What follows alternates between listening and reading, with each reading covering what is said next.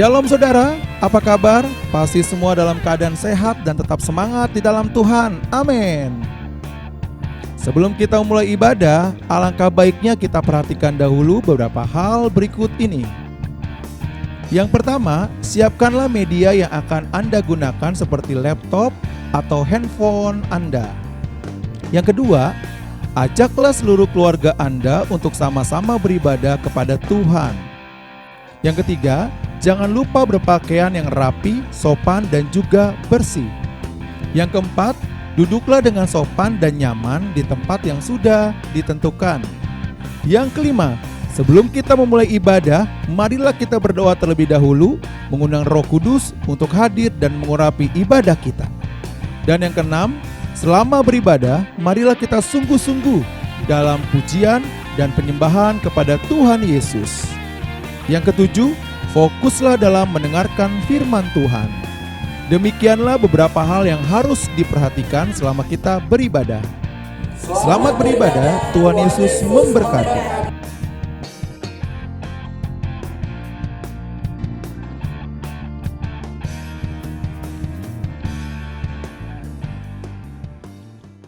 Haleluya, selamat hari Minggu Bapak Ibu terkasih dalam Tuhan. Shalom.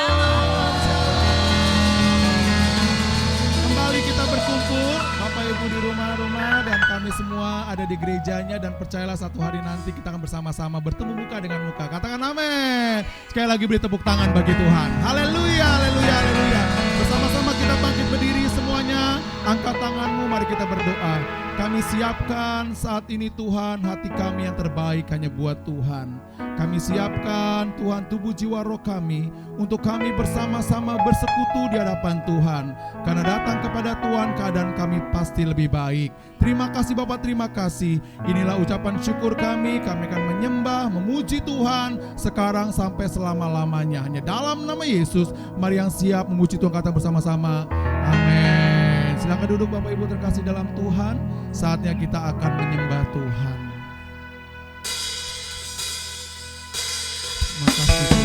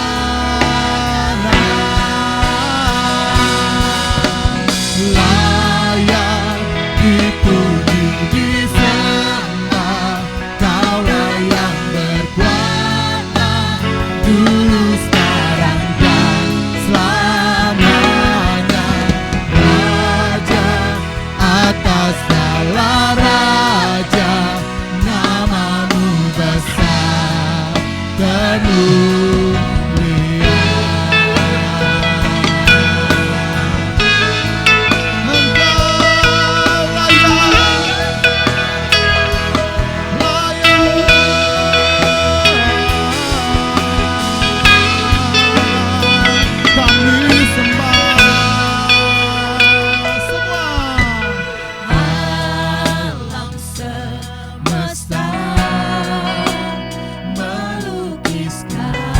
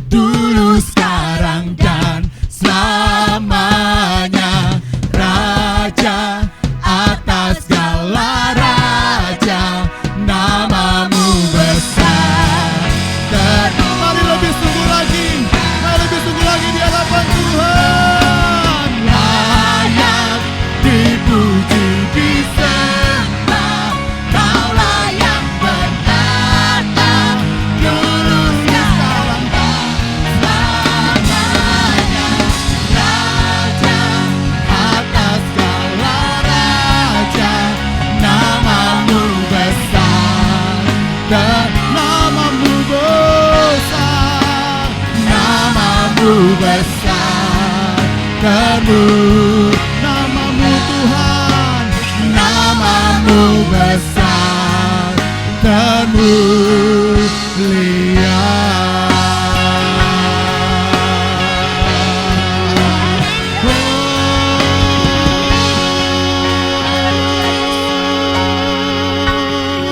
Sekali lagi beri kita tepuk tangan bagi Tuhan. Namamu besar, termulia. Kami siap Tuhan untuk memuji Tuhan. Kami siap untuk menari melompat hanya bagi Tuhan. Terima kasih Bapa, terima kasih. Berikan roh puji-pujian bagi kami. Hanya dalam nama Yesus bersama-sama katakan amin. Haleluya.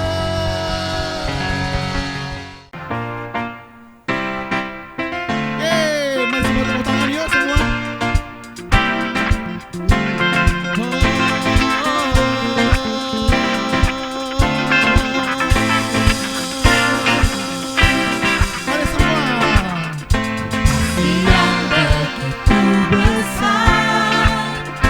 Lebih kuat dari dosa, kasih yang menemukanku, selamatkan dan pulihkanku. Ku naikkan syukurku, ku tak akan berhenti memuji, meninggikan namamu selalu, dan memuliakanmu. Dibebaskan, dibangkitkan,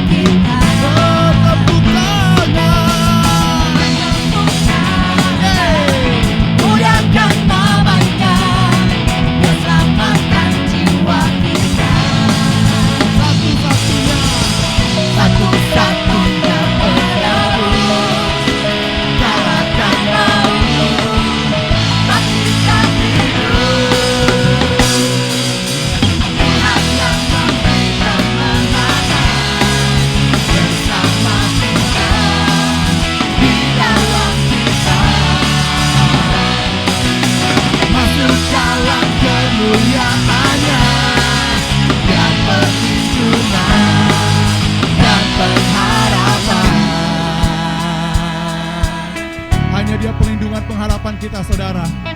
Di tengah pandemi ini tiada lagi yang kekuatan dan kehidupan di dalam Tuhan. Mari kita berdoa bersama-sama mengucap syukur dalam setiap keadaan, karena kita percaya ada kekuatan, ada perlindungan, ada berkat Allah melimpah bagi kita semuanya. Haleluya, haleluya, haleluya. Kita semua bertepuk tangan di atas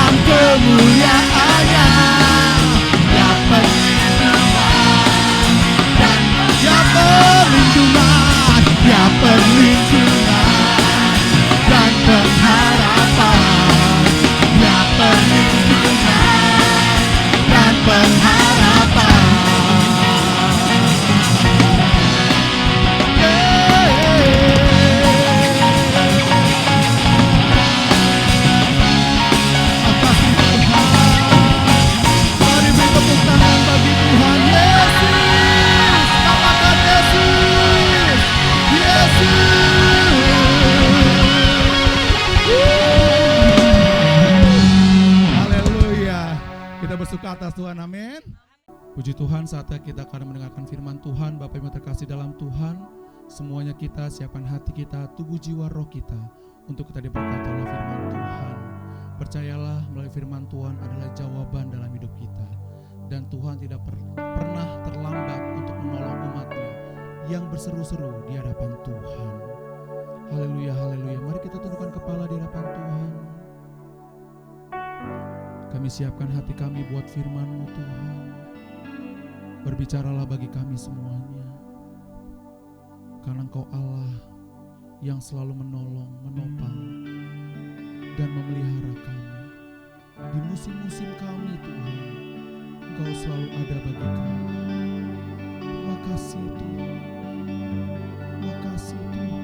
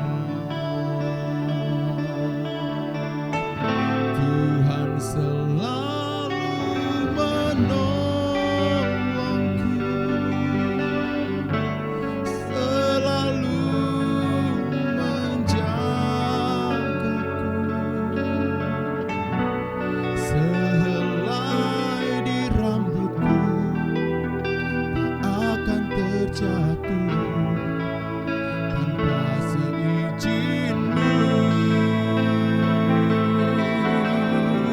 Tuhan selalu menolongku, selalu menjagaku. Dia mengenyangkanku dan peliharaku seumur hidupku. Mari katakan bersama-sama di hadapan Tuhan. Musuh akan selalu berhenti, kasih Tuhan tetap abadi, Akan berubah akan berubah sampai selamanya. Ku tetap percaya, ku yakin Tuhan memberkatiku. yakin Tuhan memberkati, Kami yakin Tuhan. yakin Tuhan melindungi. Mari saudara imani pujian ini di hadapan Tuhan.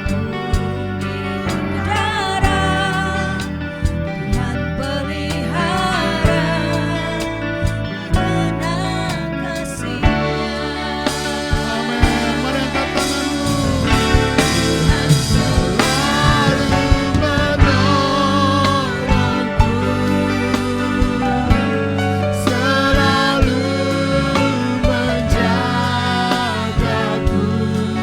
selalu menjagaku. Selai di rambutku tak akan terjatuh tanpa seizin-Mu.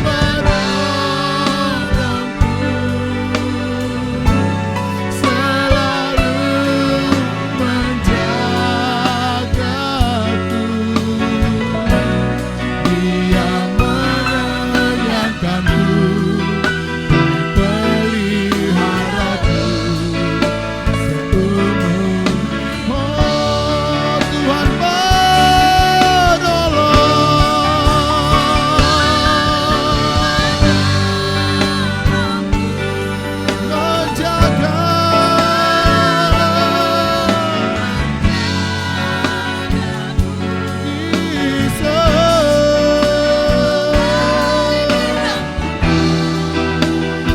akan terjadi tanpa seizin-Mu.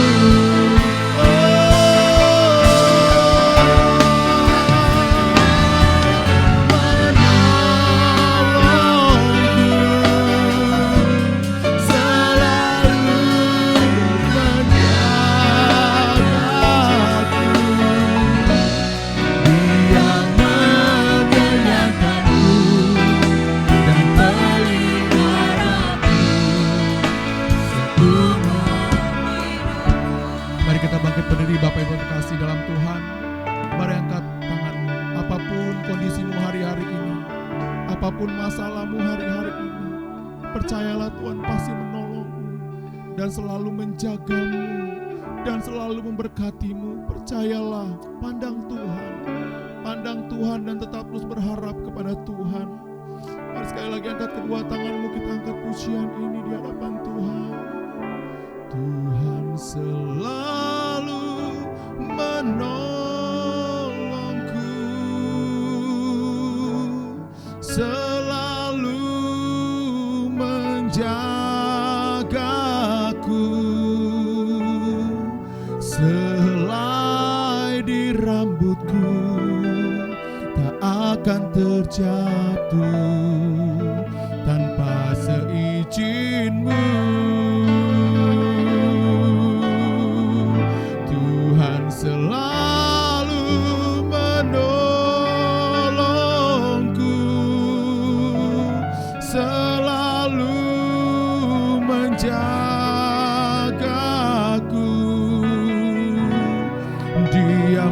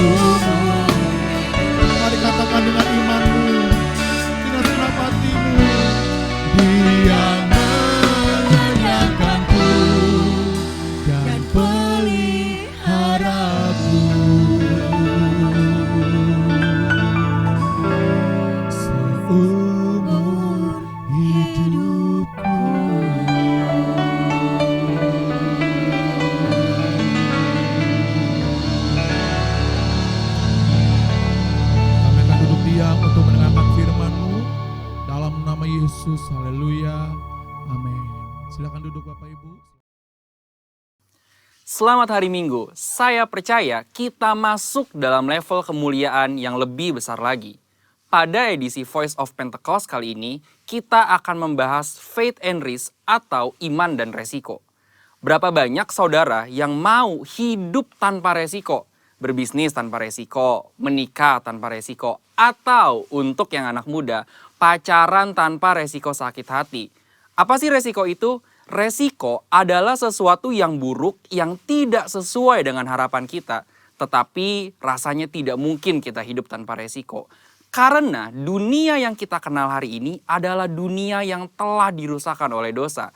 Kejadian 8 ayat 22 mengatakan, selama bumi masih ada, takkan berhenti-henti musim menabur dan menuai, dingin dan panas, kemarau dan hujan, siang dan malam. Oleh sebab itu, selama bumi masih ada, maka yang namanya resiko akan terus ada. Lalu bagaimana kita mengatasi hal ini? Dengan memiliki iman. Terkadang hidup ini seperti seorang pengusaha yang sedang berinvestasi. Dan yang namanya investasi tentu ada segudang resiko. Seperti beberapa faktor berikut. Yang pertama, faktor waktu. Kita bisa menghitung, tetapi tidak bisa menentukan dengan pasti kapan investasi kita akan menghasilkan profit yang baik. Dalam hidup ini kita juga tidak pernah bisa memastikan waktu. Tapi yang pasti Tuhan selalu tepat waktu. Yang kedua, faktor karakter. Kepada siapa kita menginvestasikan uang kita akan sangat berpengaruh pada besar kecilnya resiko yang akan kita terima.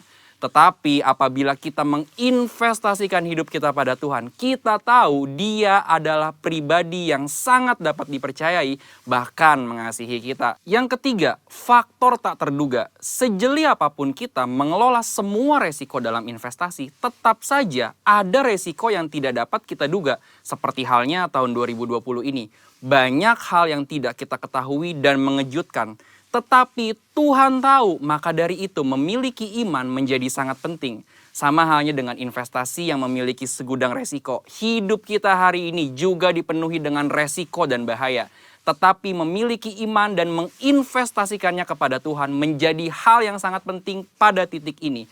Karena ketika kita memiliki iman, ada 3 hal yang akan kita alami. Dengan iman kita mendapatkan kepastian janji-janji Allah. Dengan iman kita mendapatkan perkenanan Allah. Dengan iman kita memperluas kerajaan Allah di bumi. Seperti yang Ibrani 11 ayat 6 katakan. Tetapi tanpa iman tidak mungkin orang berkenan kepada Allah. Sebab barang siapa berpaling kepada Allah, ia harus percaya bahwa Allah ada. Dan bahwa Allah memberi upah kepada orang yang sungguh-sungguh mencari Dia. Resiko akan selalu ada dan tidak bisa kita hindari di dalam dunia yang telah dirusakkan oleh dosa ini. Tetapi kita, orang Pentakosta, tidaklah harus menjadi takut akan hal ini. Melainkan mempergunakan iman untuk dapat mengelola setiap resiko yang ada dalam kehidupan. Ini masa-masa yang penting untuk menguatkan kembali kepercayaan kita kepada Tuhan. Karena Dia sangat dapat dipercayai. Dan ketika kita berhasil mengelola semua resiko itu dengan iman, maka kita akan memperoleh profit, yaitu janji dan perkenanan Tuhan. Maka sebagai orang Pentakosta, hari ini jangan ragu untuk menginvestasikan iman dan seluruh kehidupan kita kepada Tuhan Yesus Kristus. Tuhan memberkati.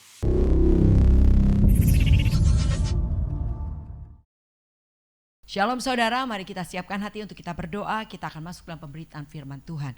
Bapa, kami mengucap syukur untuk kesempatan yang Tuhan percayakan kembali pada saat ini untuk kami mendengar firman Tuhan.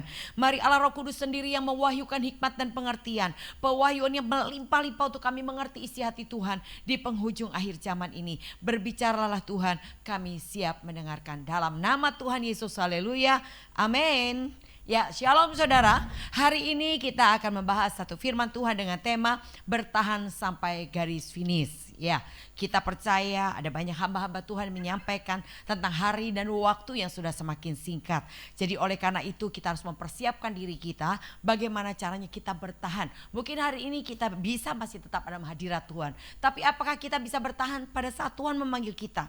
Atau pada saat sangkakala terakhir terdengar? Siapa yang bisa bertahan dan menyelesaikannya sampai garis finish? Nah, kita akan belajar pada hari ini. Kita akan baca dalam pembacaan kita Markus 13 ayat ke-13. Kamu akan dibenci semua orang oleh karena namaku, tetapi orang yang bertahan sampai pada kesudahannya, ia akan selamat. Ya, ini yang harus kita alami dan ini yang harus kita tanggung, saudara. Dikatakan tadi, kamu akan dibenci semua orang oleh karena namaku. Tetapi orang yang bertahan sampai pada kesudahannya, ia akan selamat. Barang siapa bertahan sampai kesudahannya, ia yang akan memperoleh keselamatan. Ya, jadi kata bertahan ini perlu kita garis bawahi. Menurut Kamus Besar Bahasa Indonesia, arti kata bertahan itu adalah tetap pada tempatnya atau kedudukannya. Ya, tidak beranjak mundur dan sebagainya. Jadi orang yang bertahan itu tetap pada tempatnya atau kedudukannya dan tidak beranjak atau mundur. Dan orang yang bertahan adalah dikatakan bertahan artinya mempertahankan diri terhadap serangan, godaan dan sebagainya. Dan bertahan juga dimaksud adalah tidak mau menyerah, berteguh hati, berkeras hati, kuat atau sanggup menderita atau menanggung sesuatu. Nah, ini arti kata bertahan. Ya, jadi kita akan belajar bertahan dalam hal apa? Bertahan dalam hal apa? Nah, kita pelajari di sini dalam pelayanan. Saudara harus bertahan. Artinya tetap melayani sampai kedapatan Tuhan datang, kita tetap melayani Tuhan. Maka dikatakan firman Tuhan dikata berbahagialah hamba yang didapati Tuhannya sedang melakukan tugasnya pada saat Tuhannya datang. Jadi Tuhan mau saudara bertahan di dalam melayani pekerjaannya. Di dalam beribadah jangan ada yang mulai mengurangi bahkan mengundurkan diri dalam ibadah. Tuhan mau kita bertahan untuk tetap beribadah. Juga dalam berdoa. Tuhan mau saudara tetap bertahan dalam berdoa, dalam pembacaan kitab suci, dalam gereja lokal, dan di dalam berbuat baik serta melakukan firman Tuhan. Tuhan mau saudara bertahan dalam hal demikian. Apa yang baik yang saudara lakukan hari ini itu berasal daripada Tuhan dan Tuhan mau saudara tetap melakukannya. Jadi tidak ada mengurangi apalagi mengundurkan diri. Nah, bertahan dalam hal inilah yang saudara harus perhatikan ya saudara. Apa yang seringkali membuat kita tidak dapat bertahan? Banyak hal yang berusaha membuat kita berhenti untuk melakukan apa yang baik seperti tadi melayani Tuhan, beribadah, berdoa, baca kitab suci, tetap berjemaat, beribadah dalam gereja lokal, berbuat baik dan melakukan firman Tuhan. Ada banyak yang berusaha untuk menghentikan kita melakukan itu. Maka dikatakan tadi di dalam Markus yang ke-13 ayat 13, kamu akan dibenci semua orang oleh karena namaku, tapi orang yang bertahan sampai pada kesudahannya akan selamat. Janji Tuhan selamat. Dan inilah yang dicari oleh semua manusia di dunia. Yaitu selamat masuk surga. Hidup dalam kekekalan tapi dalam kemuliaan. Ya saudara, kita pelajari apa yang seringkali membuat kita tidak dapat bertahan. Roma 8 ayat 35 katakan. Siapakah yang akan memisahkan kita dari kasih Kristus? Penindasan atau kesesakan atau penganiayaan atau kelaparan atau ketelanjangan atau bahaya atau pedang? Ya, jadi itulah yang seringkali menjadi penghalang untuk kita bisa bertahan sampai garis finish. Yaitu mengalami penindasan, mengalami kesesakan, penganiayaan, kelaparan atau masalah dalam ekonomi, ketelanjangannya artinya dipermalukan, dan bahkan bahaya atau pedang yang seringkali menjadi penghalang. Sehingga ada banyak orang terlempar dari jalur yang seharusnya. Ada banyak orang tidak melakukan lagi apa yang baik, yaitu karena hal-hal yang demikian tadi kita baca dalam Roma 8 ayat 35. Jadi bagaimana caranya supaya kita bertahan? Saudara harus punya satu prinsip. Di ayat 37 katakan demikian. Tetapi dalam semuanya itu kita lebih daripada orang-orang yang menang oleh Dia yang telah mengasihi kita. Lebih daripada semuanya itu kita adalah orang-orang yang lebih daripada orang-orang yang menang. Jadi pastikan dan percayalah bahwa saudara menghadapi bahaya, mengalami penindasan, kesesakan, penganiayaan, kelaparan, ketelanjangan, bahaya atau pedang. Kalau saudara mau menghadapinya, percayalah ujungnya pasti menang. Nah ini saudara yang membuat kita bisa bertahan.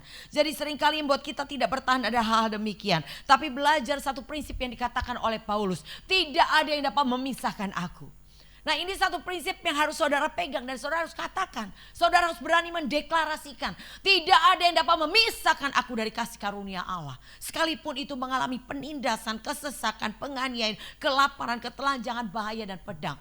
Akan tetap bertahan. Untuk apa? Melayani Tuhan, beribadah, berdoa, baca kitab suci.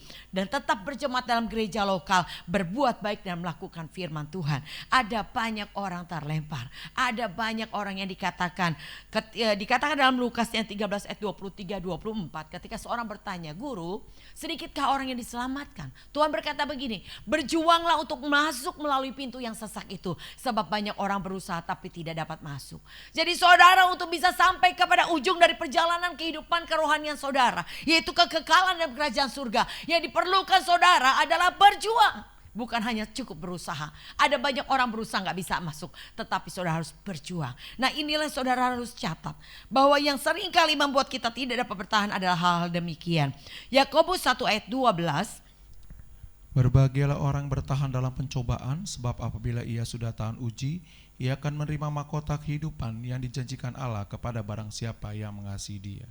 Berbahagialah orang yang bertahan dalam pencobaan. Jadi pencobaan inilah yang seringkali membuat orang juga terlempar dari jalur yang seharusnya, saudara. Harusnya kita ada di dalam satu jalur yang tepat, di posisi yang tepat hari ini. Kalau orang naik pesawat terbang, dia ketika pesawat datang dia harus sudah siap standby di tempat di mana dia menunggu pesawat datang. Sudah boarding pass, sudah ngurus segala sesuatu surat menyurat sampai tinggal nunggu dipanggil dan masuk ke dalam pesawat. Ya, saudara, tetapi ternyata orang yang ada di ruang tunggu aja bisa ketinggalan loh, saudara. Kenapa? Karena tidak fokus. Nah, inilah yang dikatakan ada banyak orang yang tidak dapat bertahan karena pencobaan. Bahkan dikatakan dalam Yakobus 1 ayat kedua, Saudara-saudara, anggaplah sebagai satu kebahagiaan apabila kamu jatuh ke dalam berbagai-bagai pencobaan. bukan hanya satu pencobaan, tapi dikatakan berbagai-bagai pencobaan. Ada banyak pencobaan yang saudara alami. Ketika saudara mengiring Yesus, saudara akan melihat ada begitu banyak pencobaan yang Tuhan izinkan terjadi dalam kehidupan saudara dan saya. Tetapi Tuhan izinkan karena Tuhan punya tujuan. Di 1 Petrus 1 ayat ke-7 dikatakan demikian. Dari ayat ke-5 kita baca. Yaitu kamu yang dipelihara dalam kekuatan Allah karena imanmu, sementara kamu menantikan keselamatan yang telah tersedia untuk dinyatakan pada zaman akhir. Bergembiralah akan hal itu, sekalipun sekarang ini kamu seketika harus berduka cita oleh berbagai-bagai pencobaan. Maksud semuanya itu ialah untuk membuktikan kemurnian imanmu yang jauh lebih tinggi nilainya daripada emas yang fana, yang diuji kemurniannya dengan api, sehingga kamu memperoleh puji-pujian dan kemuliaan dan kehormatan pada Yesus Kristus menyatakan dirinya. Jadi dikatakan sambil menantikan janji itu, yaitu keselamatan yang tersedia dinyatakan Tuhan pada zaman akhir, bergembiralah akan janji itu, sekalipun sekarang ini kamu seketika harus berduka cita oleh berbagai-bagai pencobaan. Jadi memang Tuhan izinkan kita harus mengalami itu. Yaitu dikatakan seketika harus berduka cita oleh berbagai-bagai pencobaan. Tapi ada tujuan. Di ayat 7 dikatakan maksud semuanya itu ialah untuk membuktikan kemurnian imanmu. Jadi ternyata itu cuma ujian. Untuk melihat seberapa besar kemurnian imanmu yang ada pada hari ini. Apakah kau melakukan dengan kemurnian hati. Dengan ketulusan untuk saudara melakukannya buat Tuhan. Atau ternyata saudara tidak ada dalam ketulusan seperti yang Tuhan mau. Jadi semua itu diuji melalui ujian, melalui pencobaan, melalui penindasan, kesesakan, bahaya, maut, kelaparan, ketelanjangan, pedang. Sekalipun itu semuanya adalah Tuhan izinkan. Untuk apa? Untuk melihat seberapa kemurnian imanmu. Orang yang murni hati melakukannya buat Tuhan, dia tidak akan berhenti karena apapun. Dia akan tetap bertahan melayani Dia. Dia akan tetap bertahan melakukan pekerjaan baik karena dia lakukan semuanya untuk Tuhan, karena cinta kepada Tuhan. Ya saudara, jadi dikatakan apa yang seringkali membuat kita tidak dapat bertahan, yaitu dikatakan Roma 8 ayat 35 tadi, itu penindasan, kesesakan, penganiayaan, kelaparan, ketelanjangan, bahaya dan pedang. Dan Yakobus 1 ayat 12 dikatakan ternyata berbagai-bagai pencobaan seringkali membuat juga orang tidak dapat bertahan. Tapi biarlah saudara berpegang dengan satu prinsip yang dikatakan 1 Petrus 4 ayat 12. Saudara-saudara yang kekasih, janganlah kamu heran akan nyala api siksaan yang datang kepadamu sebagai ujian, seolah-olah ada sesuatu yang luar biasa terjadi atas kamu. Jangan kamu heran terhadap nyala api siksaan yang datang kepada kamu sebagai ujian. Jadi ternyata jelas firman Tuhan berkata bahwa dikatakan apa yang saudara alami, yaitu dikatakan api siksaan yang datang kepadamu itu cuma ujian. Tuhan mau melihat seberapa kedalaman imanmu, dan dikatakan di sini sebaliknya kamu bersukacitalah sesuai dengan bagian yang kamu dapat dalam penderitaan Kristus, supaya kamu juga boleh bergembira dan bersukacita pada waktu Ia menyatakan kemuliaannya. Respon atau sikap yang seperti ini yang harus ada pada saudara saya ketika mengalami dikatakan api siksaan dan saudara mengerti itu adalah ujian, dan berbahagialah sesuai dengan penderitaan Kristus yang Tuhan izinkan saudara dan saya alami. Karena percayalah Tuhan berkata bahwa Ia supaya kamu juga boleh bergembira dan bersukacita pada waktu Ia menyatakan kemuliaannya. Kalau kita layak ambil bagian dalam penderitaannya. Jadi saudara percayakan hidup kita kepada Tuhan dan yakinlah apapun yang terjadi tetap di bawah kendali Tuhan. Dan kita harus percaya walaupun kita mengalami kesesakan, penindasan dan lain-lain tadi, atau mengalami berbagai-bagai pencobaan, tetapi 1 Korintus 10 ayat 13 katakan, Pencobaan yang kamu alami ialah pencobaan-pencobaan biasa yang tidak melebihi kekuatan manusia. Sebab Allah setia dan karena itu Ia tidak akan membiarkan kamu dicobai melampaui kekuatanmu. Pada waktu kamu dicobai, Ia akan memberikan kepadamu jalan keluar sehingga kamu dapat menanggungnya. Jelas saudara, ada janji Tuhan di sana. Kalau Tuhan izinkan kita mengalami pencobaan, Tuhan berkata itu pencobaan biasa. Tidak lebih dari kekuatanmu. Tapi kalau kamu dicobai lebih dari kekuatanmu, kata Tuhan, aku Tuhan akan berjalan keluar supaya engkau kuat menanggungnya. Jadi kalau kita tahu demikian janji Tuhan, apa yang kita perlu takutkan untuk menghadapi setiap pencobaan? Untuk kita menghadapi dikatakan api siksaan. Untuk kita menghadapi penindasan, bahaya, kelaparan, ketelanjangan, dan pedang, dan bahkan hal seperti demikian tadi. Gak perlu takut karena Tuhan punya janji bahwa Tuhan akan beri solusi, Tuhan akan beri jalan keluar supaya kita kuat menanggungnya. Nah saudara, kita percaya itu adalah janji Tuhan. Dan apa yang seringkali membuat manusia tidak dapat bertahan, dikatakan dalam Ibrani 10 ayat 32, Ingatlah akan masa lalu, sesudah kamu menerima terang, kamu banyak menderita oleh karena kamu bertahan dalam perjuangan yang berat. Ya, kita mengalami begitu banyak penderitaan ketika kita menerima Yesus sebagai Tuhan dan Juru Selamat. Ada banyak orang bilang begini, kayaknya dulu waktu belum ikut Tuhan sungguh-sungguh semua aman-aman aja. Kayaknya baik-baik aja. Tapi ketika mulai nyemplung, ketika mulai aktif di gereja, mulai ikut terlibat dalam pelayanan, rasanya masalah ada aja dan tidak berhenti. Ada terus masalah. Ya, karena dikatakan di sini, ketika kita Tuhan izinkan dalam keadaan menderita dan kita bertahan dalam perjuangan itu, ada satu janji kemuliaan yang luar biasa. Yang tadi dikatakan dalam Ibrani 10 ayat 32, kita mengalami banyak penderitaan karena bertahan dalam perjuangan yang berat. Apa perjuangan yang berat? Dikatakan dijadikan tontonan oleh cercaan dan penderitaan, dikatakan. Ya, kita menjadi tontonan oleh cercaan dan penderitaan. Ketika kita melakukan kebaikan, kita mulai dicela. Dan kita menjadi tontonan orang. Ya, orang ngeliatin kita. Salah sedikit mulai diomongin. Seperti itu. Kita mengalami demikian. Tapi saudara gak perlu takut. Yesaya 61 ayat 7 jelas katakan, Sebagai ganti bahwa kamu mendapat malu 2 kali lipat. Dan sebagai ganti noda dan ludah yang menjadi bagianmu, kamu akan mendapat warisan 2 kali lipatnya negerimu, dan sukacita abadi akan menjadi kepunyaanmu. Gak apa-apa saudara, karena ada janji yang nyata. Bahwa barang siapa kita dipermalukan 2 kali lipat, atau bahkan diludahin sekalipun, Tuhan punya janji. Engkau akan mendapat warisan di bumi 2 kali lipat, dan dikatakan sukacita abadi akan menjadi bagian saudara dan saya. Semua kita mau tentunya mengalami itu. Tetapi maukah kita menanggung yang dikatakan penderitaan, menjadi tontonan oleh cercaan karena apa yang baik yang kita lakukan. Dan kita mengalami begitu banyak penderitaan. Bahkan kita mengambil bagian dalam penderitaan mereka yang diperlakukan demikian.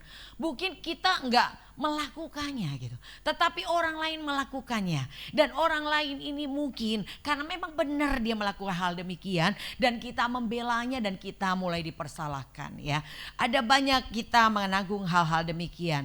Dikatakan mengambil bagian dalam penderitaan mereka yang diperlakukan demikian. Mereka menjadi tontonan, menjadi cercaan karena nama Tuhan. Dan kita mengambil bagian di dalamnya dan ikut menderita karenanya.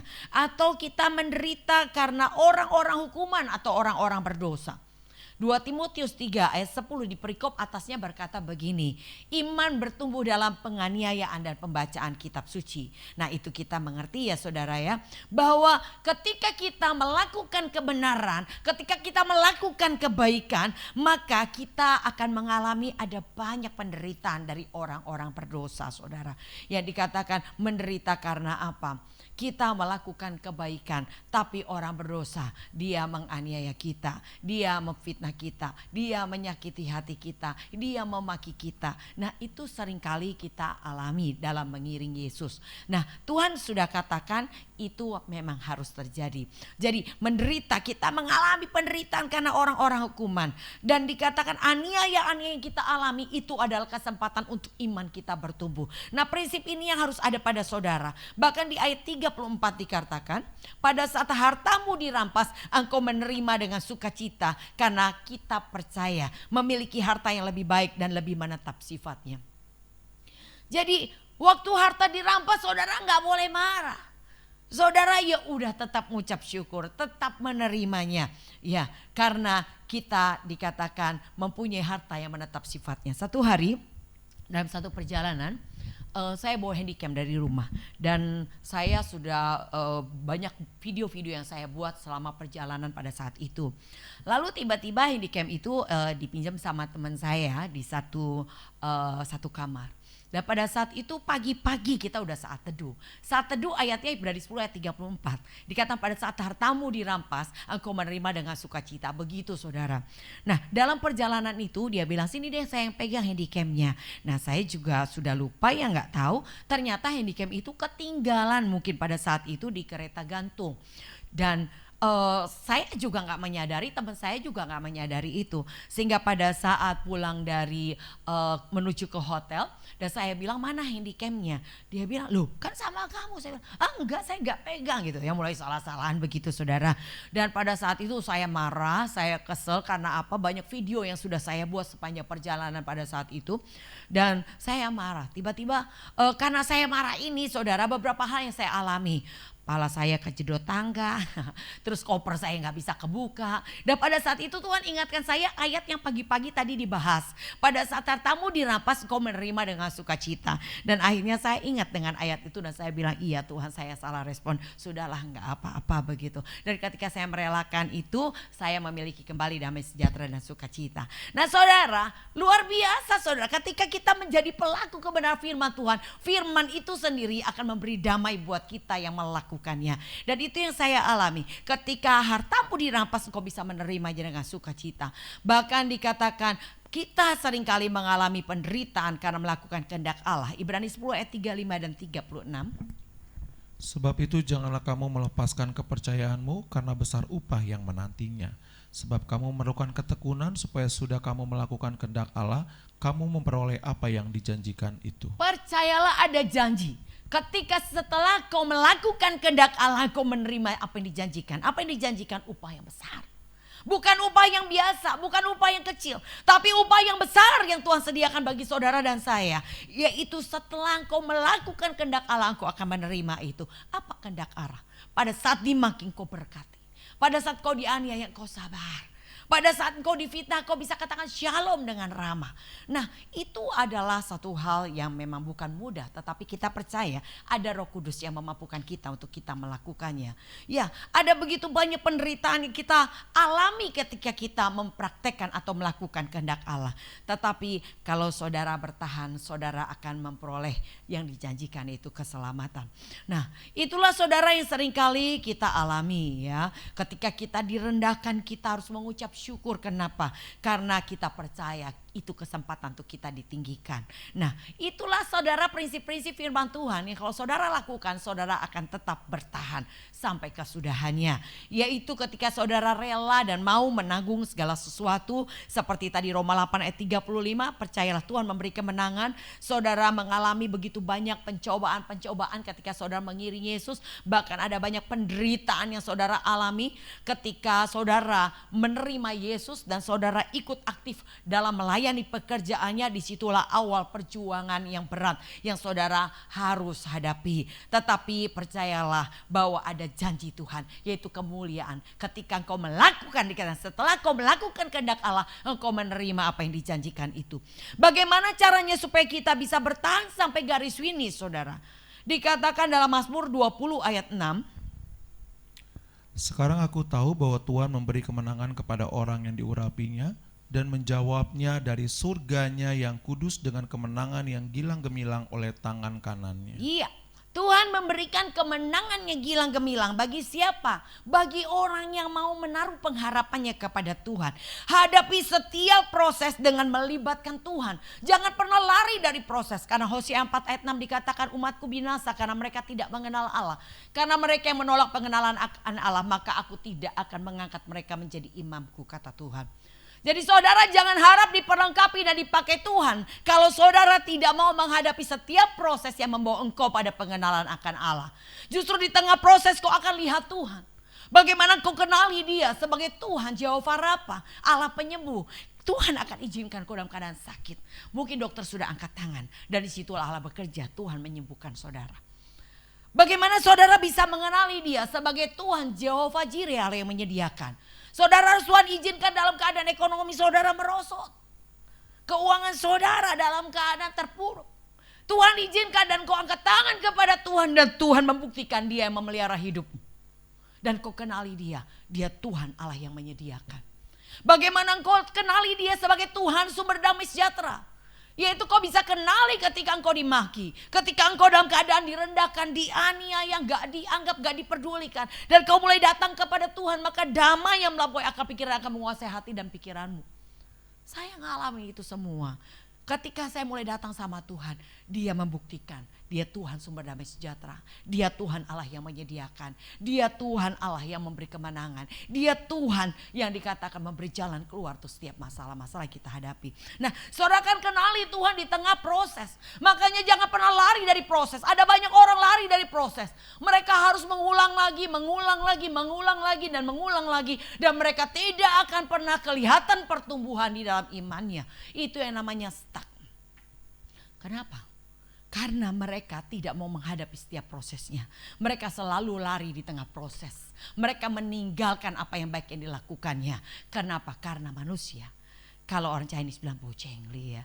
Kayaknya gimana ya? Kok aneh? Artinya bukan Tuhan yang salah. Manusia yang mengecewakan, tapi yang kita lakukan, kita lari dari melayani Tuhan. Kita tidak lagi mau melayani Tuhan. Kita mulai menjauh daripada Tuhan. Yang salah bukan Tuhan, saudara. Sudah cukup dikatakan Tuhan menanggung penderitaan saudara dan saya di kayu salib.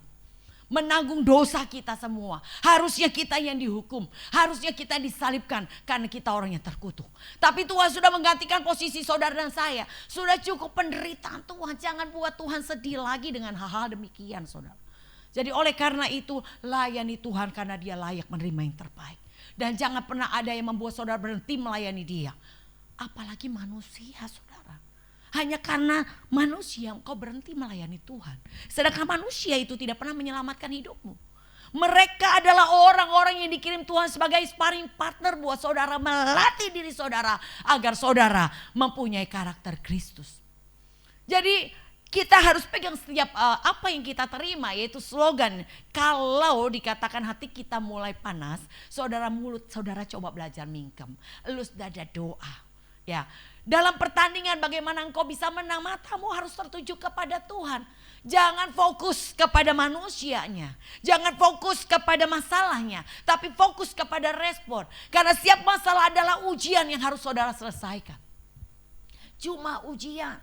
Bukan karena si A, si B, si C, si D. Bukan saudara. Memang Tuhan izinkan orang-orang itu ada di sekeliling saudara. Untuk melatih saudara untuk menjadi pelaku kebenaran Tuhan. Sampai itu menjadi gaya hidupmu. Bagaimana engkau bisa mempunyai gaya hidup sebagai orang yang sabar. Sebagai orang yang sukacita, sebagai orang yang baik. Yaitu kau harus dilatih. Melalui orang-orang sekelilingmu itu akan melatih engkau mempunyai gaya hidup Kristus. Yaitu ketika engkau dikirim orang yang maki engkau dan kau bisa berkati. Lama-lama terus dilatih sampai itu menjadi gaya hidupmu bahwa buat kita bukan hal yang sulit untuk memberkati orang yang memaki kita. Ketika satu hari orang berkata begini, Bu, tahu nggak ibu diomongin loh sama ibu itu dibilang begana begini begono begitu. Wah, suatu yang nggak ngenakin saudara. Nah saya bilang udahlah, puji Tuhan, kamu harusnya bangga dong. Ini kesempatan buat saya untuk saya praktekin firman Tuhan. Nggak apa-apa, ntar kalau saya ketemu saya kirimin makanan buat dia. Saya beri senyum yang termanis, saya jabat tangannya, saya bilang begitu. Dan dia bilang, ya tuh kan udah tahu deh tuh pasti Bogam ngomongnya begitu. Saya bilang, iya, jadi kamu ngomongnya saya ngomong apa? Marah gitu. Ada banyak orang pengen kita marah. Sehingga dia mengatakan hal-hal yang membuat kita marah. Tapi tunjukkan bahwa engkau adalah anak-anak Allah. Hidupmu berbeda dengan dunia, engkau tidak sama dengan dunia. Dunia kalau dikatain, dimaki, dicaci nggak bisa terima. Tapi kalau kita katakan puji Tuhan, haleluya. Karena itu kesempatan untuk kita ditinggikan. Itu kesempatan iman kita bertumbuh. Nah hal demikian harus menjadi gaya hidup saudara dan saya sebagai anak-anak Allah yang berbeda dengan dunia. Jadi hidup kita harus berbeda. Kalau hidupmu masih sama dengan dunia, buat apa? Selama ini ngapain aja kita ada di gereja, ngapain aja kita melayani Tuhan kalau karakter kita tidak berubah-berubah. Bagaimana saudara dan saya bisa tahu karakter saudara? Ketika orang bilang, sekarang kamu berbeda. Satu hari saya katakan kepada Tuhan, Tuhan, apakah kemegahan seorang hamba Tuhan ketika jadwal pelayanannya padat, Senin sampai Senin lagi penuh? Apakah itu kemegahan seorang hamba Tuhan? Tuhan bilang tidak. Kemegahan seorang hamba Tuhan adalah ketika orang berkata, orang ini berbeda. Orang ini beda dengan dunia. Orang ini orang baik. Orang ini orang yang sabar. Nah seperti itu saudara. Karena karunia itu milik Tuhan. Tetapi perubahan karakter itu adalah keputusan saudara dan saya. Jadi oleh karena itu terimalah setiap prosesnya. Libatkan Tuhan, pasti menang. Mazmur 37 ayat 5 jelas dikatakan demikian. Serahkanlah hidupmu kepada Tuhan dan percayalah kepadanya dan ia akan bertindak. Serahkan hidupmu kepada Tuhan dan percayalah Tuhan yang akan bertindak. Jadi ketika engkau menyerahkan hidupmu, yaitu artinya saudara berdoa. Pagi hari sebelum kita melakukan segala aktivitas kita, datang kepada Tuhan, serahkan hidup kita kepada Tuhan dan percayalah setiap apapun kau alami sepanjang hari semua ada dalam rencana Tuhan. Dan percayalah rencana Tuhan tidak pernah mencelakakan. Percayalah rencana Tuhan adalah segala kebaikan untuk saudara dan saya. Rencana Tuhan membentuk saudara menjadi indah dan sempurna pada waktunya. Jadi oleh karena itu, kenapa Tuhan berkata dalam Matius yang ke-26 ayat 41, berjaga-jagalah dan berdoalah supaya engkau tidak jatuh dalam pencobaan. Karena ketika kau berdoa, Tuhan taruhkan satu keyakinan dan kepercayaan. Apa yang kau alami itu adalah untuk kebaikan kita. Itu adalah proses yang membentuk karakter Kristus dalam hidup saudara dan saya. Jadi yang diperlukan hadapi setiap prosesnya. Bahkan Ulangan 1 ayat 30 katakan demikian. Tuhan Allahmu yang berjalan di depanmu, dialah yang akan berperang untukmu sama seperti yang dilakukannya bagimu di Mesir di depan matamu. Iya, Tuhan yang berjalan di depan kita. Tuhan yang berperang menggantikan kita, bukan kita saudara. Yang diperlukan adalah engkau mau menghadapi setiap prosesmu dengan melibatkan Tuhan. Karena ketika kau melibatkan Tuhan, Tuhan yang turut bekerja. Tuhan yang berperang menggantikan engkau dan kepastiannya adalah kita pasti menang.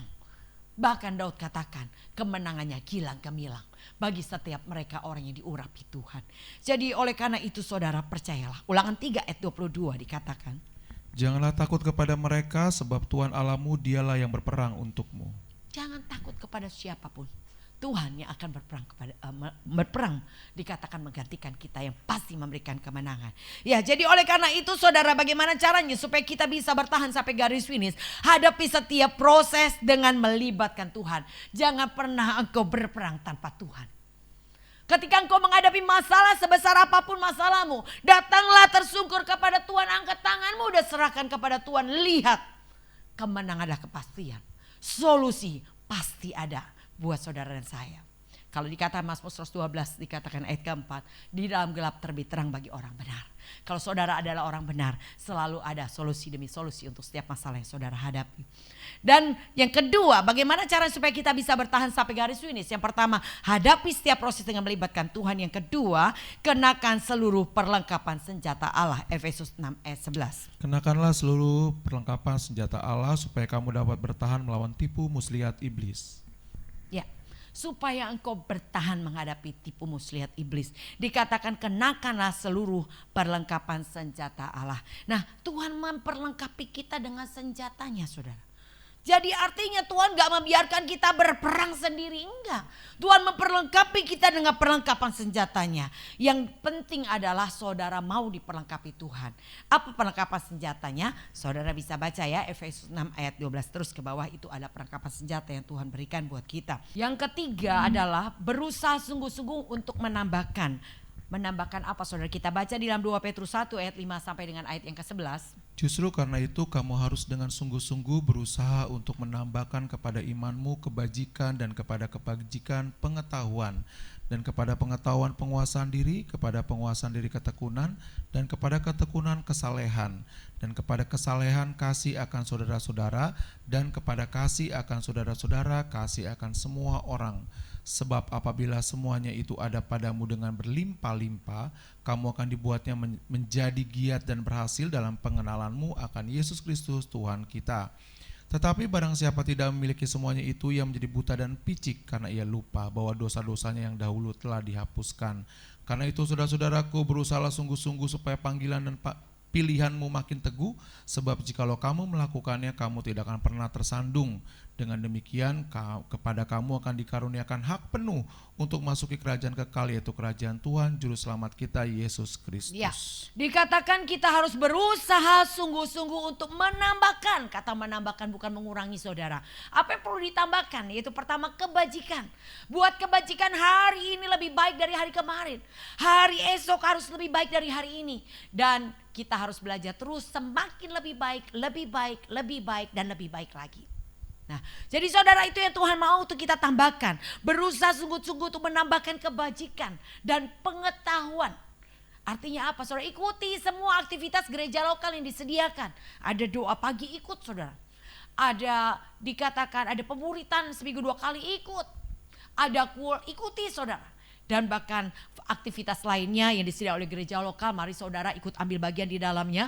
Bahkan dikatakan berusaha sungguh-sungguh untuk terus menambah-nambahkannya. Dan bukan hanya pengetahuan, saudara, tapi dikatakan tambahkan kepadamu penguasaan diri. Artinya hidupmu harus hari lepas hari engkau makin bisa mengendalikan emosimu, engkau bisa menguasai dirimu. Jadi kalau udah tahunan ikut Tuhan, sampai hari ini masih suka marah, masih suka terpancing, masih emosinya meledak-ledak. Hei saudara, ngapain aja di gereja? Harus berubah. Hidupmu hari lepas hari harus lebih bijaksana. Saudara harus lebih bisa menguasai dirimu. Sampai proses demi proses yang ada akan membentuk engkau menjadi orang yang enggak lagi bisa punya emosi. Artinya enggak lagi cepat marah. Satu hari satu orang berkata begini, Bu, diomongin sama ibu ini, dikatakan begana begini begono, wah dikata-katain nggak karu-karuan, saudara. Saya cuma bilang begini, ya udah nggak apa-apa, puji Tuhan, harus bangga dong, ini kesempatan supaya saya bisa naik level lebih tinggi lagi tanpa ada sedikit pun saya marah. Sampai dia bilang, udah pasti dia tuh ngomong bugem pasti begitu. Jadi maunya gimana? Ada banyak orang seringkali menyampaikan apa kata orang yang tidak baik dengan tujuan supaya orang itu marah. Saudara, jangan terpancing. Mari tunjukkan pribadimu bahwa engkau adalah anak Allah yang berbeda dengan dunia. Hidupmu gak sama lagi dengan dunia. Yaitu ketika engkau dimaki, engkau bisa memberkati orang yang makimu. Ketika engkau difitnah, kau bisa tetap jawab dengan ramah. Mari kita belajar mempraktekkan setiap kebenaran demi kebenarannya. Dan itu harus berusaha sungguh-sungguh makin ditambah-tambahkan, dan ditambah-tambahkan. Bukan hanya kita menambahkan kebajikan, pengetahuan, penguasaan diri, tapi ketekunan. Belajar saudara, apa yang saudara mulai yang baik, lakukan dan terus. Ada slogan kita berkata, kalau sudah memulai jangan mengakhiri sampai Tuhan Yesus datang. Tetap lakukan dengan ketekunan, yaitu lakukan kebaikan, lakukan melayani Tuhan, lakukan semua yang baik yang saudara lakukan hari ini dan terus lakukan tanpa ada yang bisa menghentikannya sampai Tuhan memanggil dan Tuhan berkata, berbahagialah hamba yang didapati Tuhannya sedang melakukan tugasnya pada saat Tuhannya datang. Dan ini yang Tuhan mau saudara dan saya lakukan, yaitu berusaha sungguh-sungguh menambahkan kepada imanmu hal-hal demikian. Ya, berusaha sungguh-sungguh menambahkan, bukan hanya dikatakan penguasaan diri, tapi juga ketekunan. Bukan hanya ketekunan, tapi juga adalah kesalehan. Kasih akan saudara seiman, kasih akan semua orang. Dan janji Tuhan, jika itu ada padamu melimpah-limpah, engkau akan dibuat semakin giat. Gak akan engkau dibuat semakin jenuh, bosan untuk ikut Tuhan dan menambah-nambahkan. Engkau akan bilang, enggak akan bilang, kan tadi udah ibadah, masa ibadah lagi? Enggak, saudara gak akan berkata begitu. Tapi saudara akan semakin giat. Saudara semakin sukacita mendekat kepada Tuhan, semakin sukacita melayani Tuhan. Dan bahkan dikatakan berhasil dalam pengenalan akan Allah. Engkau enggak berhenti netesin air mata kalau menceritakan kebaikan Tuhan. Engkau mengalami ada begitu banyak kebaikan demi kebaikan Tuhan. Engkau terharu kepada perbuatan tangan Tuhan dalam hidupmu. Dan ini yang akan terjadi, yaitu kau akan berhasil dalam pengenalan akan Allah. Dan dikatakan kau akan semakin teguh dalam panggilanmu. Engkau akan mengerti rancangan Tuhan dalam hidupmu. Hari ini mungkin kau nggak tahu kenapa harus ngalami begana begini begono. Tetapi satu hari kau akan ngerti. Ternyata Tuhan izinkan karena Tuhan punya tujuan. Yaitu menjadikan seperti apa yang Tuhan mau. Dan ujung perjalanan saudara, Tuhan katakan engkau dikatakan punya hari depan yang penuh harapan. Tujuan rancangan Tuhan adalah dikatakan kau akan menjadi saksiku di Yerusalem, Yudea, Samaria sampai ujung bumi. Engkau akan mengerti rancangan Tuhan ketika engkau dikatakan berusaha sungguh-sungguh menambahkan, maka engkau akan semakin teguh dalam panggilan. Dan bahkan kau tidak akan tersandung. Artinya tidak akan tersandung. Mau dimaki, dihina, dianiaya, direndahkan, gak dianggap, gak dihargai. Tidak akan pernah membuat engkau undur dalam melayani Dia. Tidak akan pernah membuat engkau undur untuk engkau melakukan pekerjaan baik. Engkau tidak akan pernah berhenti untuk menyelesaikan. Dikatakan kau akan terus menyelesaikan apa yang Tuhan percayakan dalam pelayananmu hari ini sampai garis finish. Dikatakan engkau tidak akan pernah tersandung. Tidak ada yang bisa menghentikan. Seperti Paulus berkata, tidak ada yang dapat memisahkan aku dari kasih karunia Allah. Sedemikian saudara. Dan kau harus berusaha sungguh-sungguh menambahkan kepada imanmu hal demikian. Karena Tuhan punya janji. Dikatakan kau akan mendapat hak penuh masuk kerajaan kekal. Ada satu janji kepastian kau akan masuk surga. Yaitu ketika dikatakan kau berusaha sungguh-sungguh menambahkan kepada imanmu yang ada pada hari ini hal-hal demikian tadi. Jadi ada janji. Tapi jika itu tidak ada padamu, artinya saudara tidak sungguh-sungguh berusaha menambahkan. Kebalikannya, engkau makin mengurangi dari 1, 2, 3 dan sampai akhirnya engkau hilang. Tuhan bilang kau akan menjadi buta dan picik. Artinya cepat marah, cepat kepahitan, sakit hati, kecewa, mengundurkan diri. Itu yang akan terjadi dan banyak orang mengalami hal demikian. Saudara, saya mau katakan jangan itu ada pada kita. Percayalah ada satu jaminan. Harusnya hal-hal demikian saudara garis bawahi. Oh, untuk masuk surga kuncinya begitu. Berusaha sungguh-sungguh menambahkan dan mari mulai mempraktekannya. Bukan juga kekuatanmu tapi Roh Kudus akan memampukan engkau melakukannya. Engkau akan diberi kemampuan untuk semakin giat. Engkau akan diberi kemampuan untuk sungguh-sungguh menambahkan. Yang penting adalah engkau mau, maka Allah akan turut bekerja, memberi kemampuan, mendorong engkau, memberi semangat untuk kita melakukannya. Karena segala kemauan, kehendak dan kemauan itu asalnya daripada Tuhan. Ya, saudara, yang keempat kita pelajari di sini dalam Yeremia 29 ayat 11. Sebab aku ini mengetahui rancangan-rancangan apa yang ada padaku mengenai kamu, demikianlah firman Tuhan, yaitu rancangan damai sejahtera dan bukan rancangan kecelakaan, untuk memberikan kepadamu hari depan yang penuh harapan. Iya, percayalah penuh kepada Tuhan akan rancangannya. Bahwa Tuhan tidak pernah merencanakan kecelakaan, sedikit pun Tuhan tidak pernah merencanakan kecelakaan dalam hidupmu. Jadi kalau kau tahu rancangan Tuhan adalah hari depan penuh harapan, lewati setiap prosesnya, hadapi setiap prosesnya saudara. Bersama dengan Tuhan ada janji engkau pasti menang. Bersama dengan Tuhan, Tuhan punya janji bahwa Tuhan yang gantikan kita berperang, bahwa kemenangan kita gilang gemilang. Dan itu adalah janji Tuhan. Jadi yang diperlukan adalah percaya penuh kepada Tuhan. Kalau hari ini kau menghadapi ada begitu banyak masalah, ada begitu banyak proses, tetap percayalah kepada janji Tuhan. Yakinlah hidup dalam rencana Tuhan, dan rencana Tuhan itu indah pada waktunya.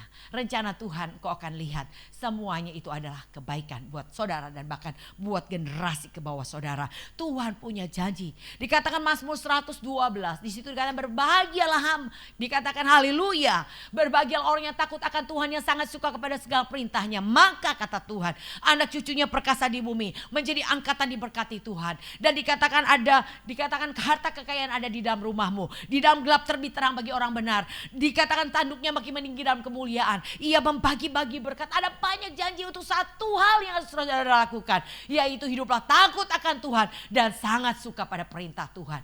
Ini semua janji yang Tuhan bukan hanya sekedar janji. Tuhan berjanji dan Tuhan pasti menggenapkannya.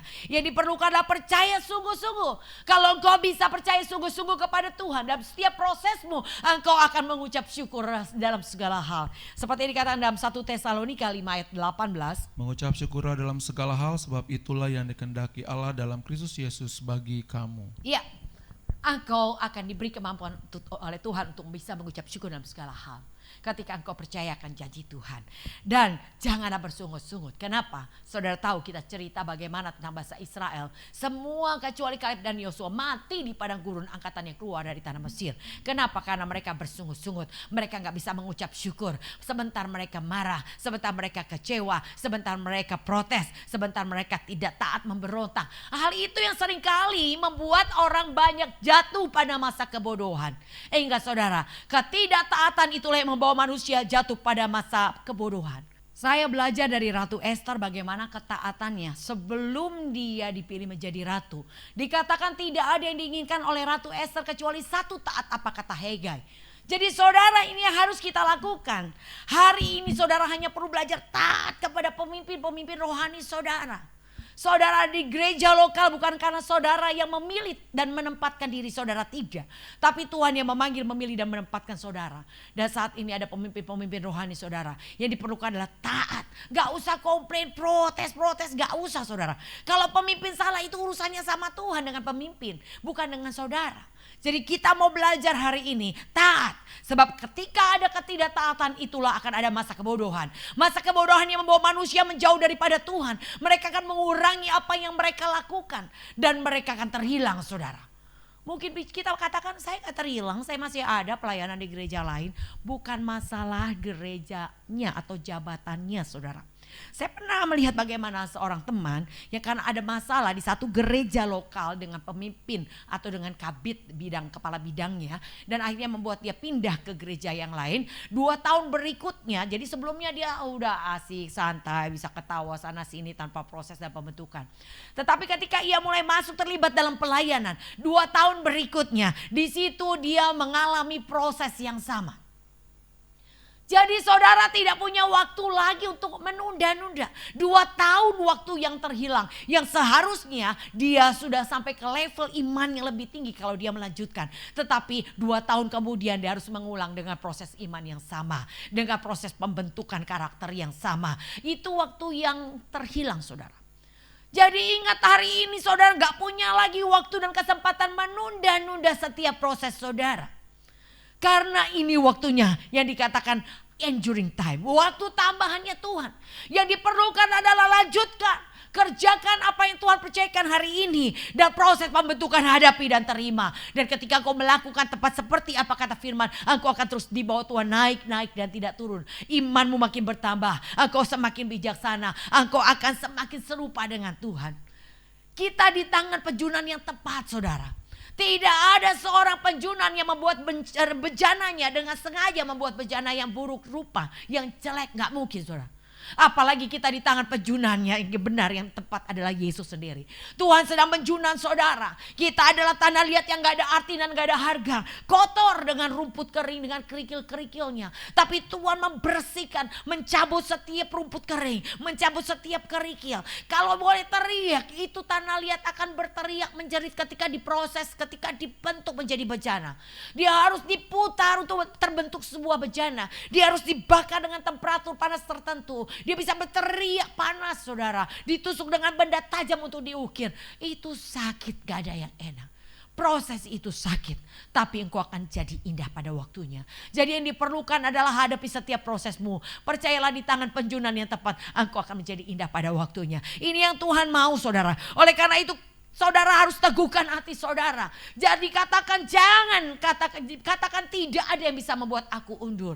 Tidak ada yang bisa membuat aku berhenti melayani. Mari selesaikan tugas pelayananmu sampai garis finish. Sampai kau menjadi seperti yang Tuhan mau. Engkau akan diangkat menjadi kepala, tidak menjadi ekor. Engkau dikatakan akan terus naik dan tidak turun. Bahkan Tuhan katakan kita akan menjadi sempurna seperti Bapa di surga sempurna. Ya demikian saudara, biarlah ini menjadi bagian yang kita pelajari hari ini, bertahan sampai garis finish. Jangan ada yang membuat berhenti melayani Tuhan. Jangan ada yang membuat engkau berhenti untuk beribadah kepada Tuhan. Jangan ada yang membuat engkau berhenti berdoa, baca kitab suci, berjamaah dalam gereja lokal, atau berbuat baik atau melakukan firman Tuhan. Hari ini lakukan dan terus lakukan dan selesaikan sampai garis finish, dan engkau menerima janji kemuliaan kekal ada menjadi bagian kita. Sekalipun kau mengalami kesesakan, penindasan, pencobaan, sekalipun kau mengalami begitu banyak penderitaan, saudara hanya perlu fokus matamu tertuju kepada Tuhan. Belajar abaikan keinginan dan tekun dalam memikul salibmu. Engkau akan melihat ujung perjalananmu adalah kemuliaan. Engkau akan lupa penderitaan yang kau tanggung hari ini pada saat kita ada di awan permai bersama dengan Tuhan. Ketika kita boleh diangkat dalam rapture, pengangkatan orang percaya. Puji Tuhan, Tuhan Yesus berkati. Mari kita satukan hati kita berdoa. Bapa, kami mengucap syukur untuk firman Tuhan yang Tuhan nyatakan buat kami hari ini. Kami belajar Tuhan bagaimana kami bisa bertahan sampai garis finish. Tuhan, kami sadari ada begitu banyak penderitaan demi penderitaan yang kami harus tanggung dalam mengiring Tuhan. Ada begitu banyak pencobaan demi pencobaan. Ada begitu banyak bahaya, kesesakan, penindasan, kelaparan, ketelanjangan, maut yang ada di depan kami. Tetapi Tuhan, kami percaya Roh Kudus yang menyertai kami. Engkau memberi kekuatan, kemampuan untuk kami bertahan hari ini, tetap mata tertuju kepada Tuhan. Engkau yang memampukan kami belajar mengabaikan kehinaan dan tekun dalam memikul salib sampai di garis finish. Tuhan, kuatkan, teguhkan hati kami ya Tuhan, agar kami boleh tetap menjalankan apa yang Tuhan percayakan hari ini, dan kami menyelesaikannya dengan tepat seperti yang Tuhan mau. Terima kasih untuk semua pelajaran yang Tuhan berikan. Terima kasih untuk kekuatan iman yang Tuhan tambahkan. Terpujilah untuk Roh Kudus yang memimpin langkah kami dan membawa kami sampai ke perjalanan akhir kami, yaitu kemenangan. Hanya bagimu hormat, kemuliaan kami kembalikan dalam nama Tuhan Yesus. Haleluya. Amin. Tuhan Yesus memberkati. Terima kasih kepada hambanya Pastor Lydia Kristanto atas firman Tuhan yang sudah disampaikan pada hari ini. Biarlah semua pelayanan, pekerjaan, dan seluruh keluarga diberkati Tuhan berlimpah-limpah. Saatnya kita akan membacakan Mazmur 91. Dalam lindungan Allah, orang yang duduk dalam lindungan yang maha tinggi dan bermalam dalam naungan yang maha kuasa akan berkata kepada Tuhan, tempat perlindunganku dan kubu pertahananku, Allahku yang kupercayai. Sungguh dialah yang akan melepaskan engkau dari jerat penangkap burung, dari penyakit sampar yang busuk. Dengan kepaknya ia akan menudungi engkau, di bawah sayapnya engkau akan berlindung. Kesetiaannya ialah perisai dan pagar tembok. Engkau tak usah takut terhadap kedahsyatan malam, terhadap panah yang terbang di waktu siang, terhadap penyakit sampar yang berjalan di dalam gelap, terhadap penyakit menular yang mengamuk di waktu petang. Walau 1000 orang rebah di sisimu dan 10.000 di sebelah kananmu, tetapi itu tidak akan menimpamu. Engkau hanya menontonnya dengan matamu sendiri dan melihat pembalasan terhadap orang-orang fasik. Sebab Tuhan ialah tempat perlindunganmu, yang maha tinggi telah kau buat tempat perteduhanmu. Malapetaka tidak akan menimpa kamu dan tulah tidak akan mendekat pada kemahmu. Sebab malaikat-malaikatnya akan diperintahkannya kepadamu untuk menjaga engkau di segala jalanmu. Mereka akan menantang kau di atas tangannya supaya kakimu jangan terantuk kepada batu. Singa dan ular tedung akan kau langkahi. Engkau akan menginjak anak singa dan ular naga. Sungguh hatinya melekat kepadaku, maka aku akan meluputkannya. Aku akan membentenginya sebab ia mengenal namaku. Bila ia berseru kepadaku, maka aku akan menjawab. Aku akan menyertai dia dalam kesesakan. Aku akan meluputkannya dan memuliakannya.